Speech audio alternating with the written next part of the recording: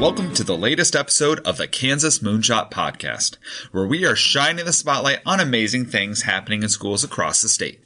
Whether you're one of the Mercury, Gemini, or Apollo schools launching some amazing redesign plans, or a teacher trying to do something a little different, I want to share your story. The goal is to celebrate the awesomeness all around us. Now, this episode marks the last official episode of the 2018-2019 school year. This is our last week of school at my school district, and so I'm going to wrap up the school year with one final episode, and then I am off to Disney World next Sunday. I'm super excited, so no new episode next week. I will, however, post episodes all summer long. There are about 12 episodes that I had to take down off of Spreaker just for space issues. But now that I went to the pay version, I have more space, so I will be reposting some of those episodes throughout the summer. So you can still re-listen to some of those older episodes and enjoy, and I will kick right back off again in August. If you want more information about some of these episodes, check out my website, MrStockRocks.com. You can also find me on Twitter. I will be active on Twitter all summer long. You can find me on Twitter at TeachLikeANinja. You can also email me at teachlikeaninja@gmail.com. That is teachlikeaninja, Teachlikeaninja, Teach Like a Ninja. That is right. That is how you can reach me. Now, I wanted to wrap up by telling you two things. One, I hope you have some time for yourself to relax and enjoy time with family. Right now, I've said this in past episodes, but I can just feel it in my shoulders, that strain and that stress as my body is just wearing down from the school year. It's like an athlete who's gone all season long and is just ready for that season to wrap up, to recover and recuperate a little bit. But I hope you get some time to recover, get rejuvenated, and get excited to come back in August as your school year winds down.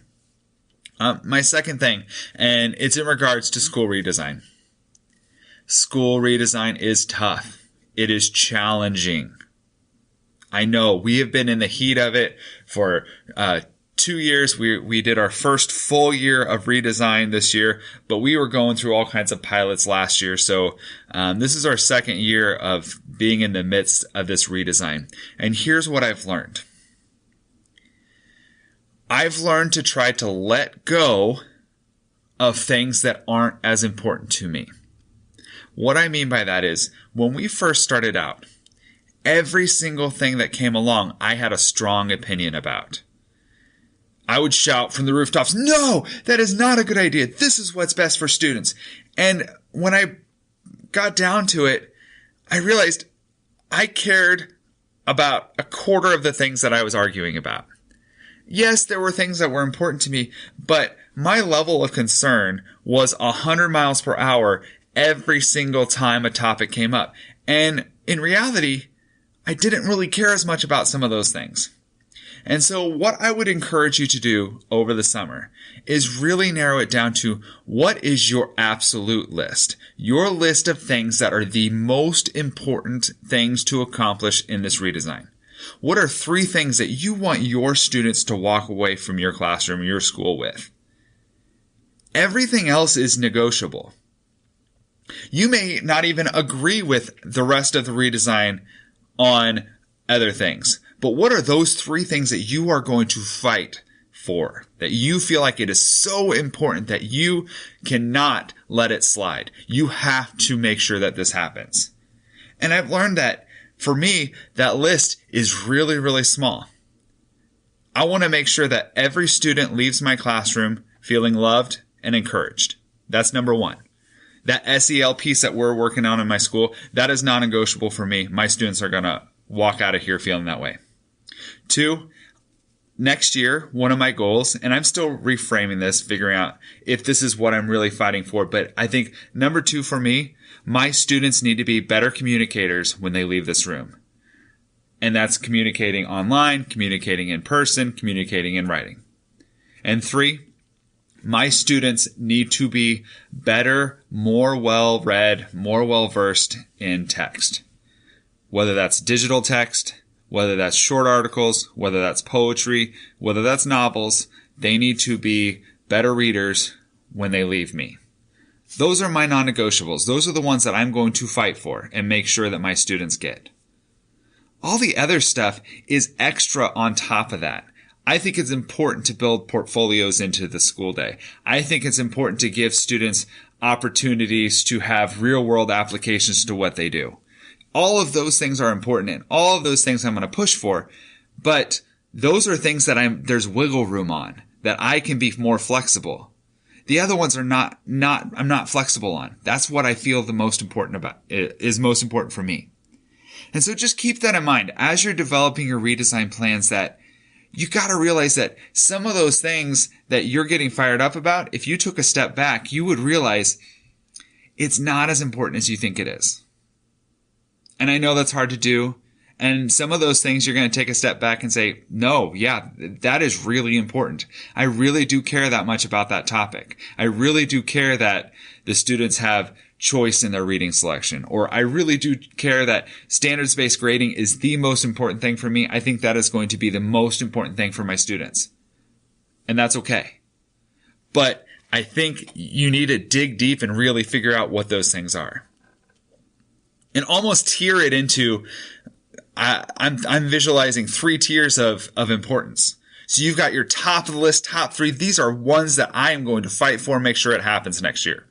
Then you've got your middle tier that is important, but if someone else has a really great idea that's even better, I can be a little flexible on it. If I need that thing to take a back seat while I work on something else, that's fine. And then one of those things that are just, they're good ideas, but you can't do all the good ideas. I've taken a step back on a couple of really good ideas that I've done in the past this year because it just didn't fit in. And I realized it wasn't worth going through these good ideas and sacrificing some of the great ideas we were going to try and explore. So on that note, I hope you take some time this summer to, again, rejuvenate, get ready for next year. I hope you take some time to just evaluate what you really want to prioritize for next year and keep that list small. That is all I've got for this episode, the last episode. Thank you for making this podcast a success. In my mind, if I get 1 or 2 people listening to this, that's a success in my eyes. I'm hoping this brought you some value. If it did bring you value at all this year, if you wouldn't mind going to your podcasting app, either Spreaker or iTunes, and just giving this a positive review, that would be really helpful, because the way the podcasting algorithm works, the more reviews it gets, the further up it gets moved on the education podcast list, which means more people can find it easier.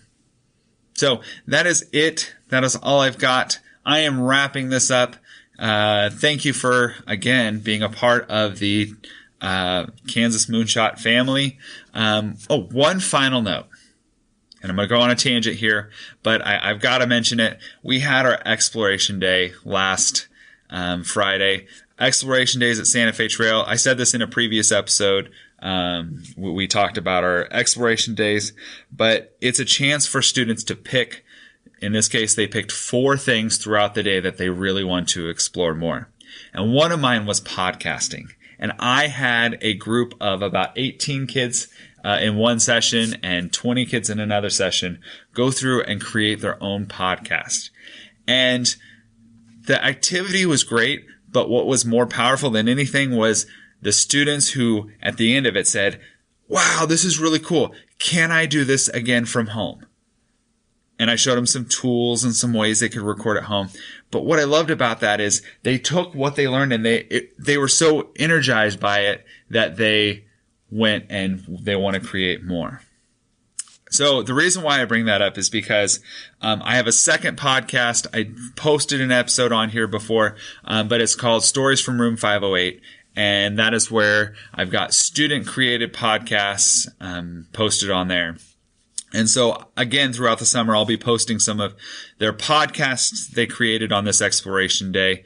They're all different lengths. They're all different topics. One of them's a rant podcast. One of them is a podcast all about mythology. One of them is a podcast about video games. So it's a wide variety, but I just love this idea of students creating something and exploring something new. So that's just celebrating a success and trying to get you to check out that podcast as well.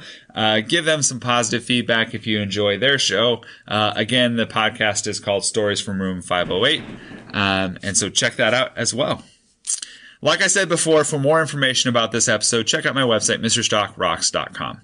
If you know someone doing something awesome in their classroom, let me know about it. I'd love to have them on the show. You can email me at teachlikeaninja@gmail.com, or you can direct message me on Twitter at teachlikeaninja. I would love to talk to some people, especially this summer, now that I'll have some time on my hands to actually reach out and conduct some interviews.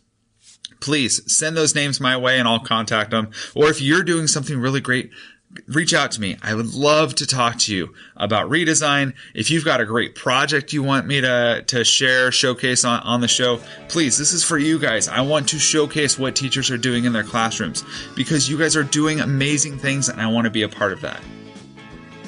So that is it for this episode. As I always tell my students, as I always tell parents in the videos I send to them, as I tell anyone I meet, it is always a great day. Until next time, book it forward and be awesome. I've been your host, Josh Stock, 6th grade language arts teacher and self-proclaimed awesomeness expert. See you guys later.